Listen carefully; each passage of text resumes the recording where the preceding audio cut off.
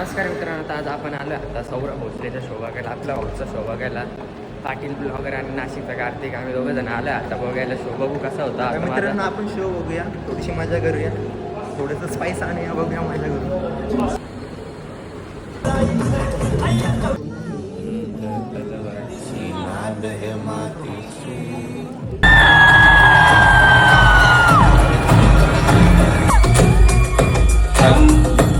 Hello hello hello, thank you so much. आवडला सर्वांना show? Okay perfect. मी 2-3 गोष्टी बोलतो त्यानंतर मी बिनकामी कुठल्या पण श्रीकांतचं नाव मेसेज करत बसताय. तुमची स्टोरी ऐकली दुसरी. तर मित्रांनो, आपला आता सौरभ दादाचा शो बघून झाला होता, तर आपण आलो होतो आता गंगेवर बघायला की किती पाणी कमी झालंय किती नाही. आपण आता जाऊ बजरंगबली जवळ जाऊन बघू की पाणी किती कमी झाले, किती प्रमाणात.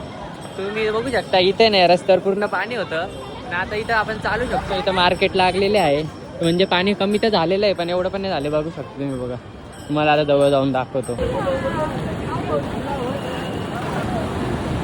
तर मित्रांनो, तुम्ही बघू शकता बजरंगबलीच्या डोक्याच्या वरतून पाणी जात होतं, पण आता पाण्याची स्थिती कमी झालेली आहे. छातीपर्यंत पाणी आहे आता तुम्ही बघू शकता. अजून पाणी कमी होईल जर पाऊस थांबून राहिला तर. परत पाऊस सुरू झाला तर परत पाणी वाढायची शक्यता आहे. तर मित्रांनो, तुम्ही बघू शकता काल मी स्टोरी ठेवली होती, ते सांडग्याची देवी पूर्ण पाण्यात होती. इथं पूर्ण पाणी होतं जिथं आपण आता थांबलोय नाही, पूर्ण प्लेस पाण्यात होतं. म्हणजे आता बऱ्यापैकी पाणी कमी झालेलं आहे.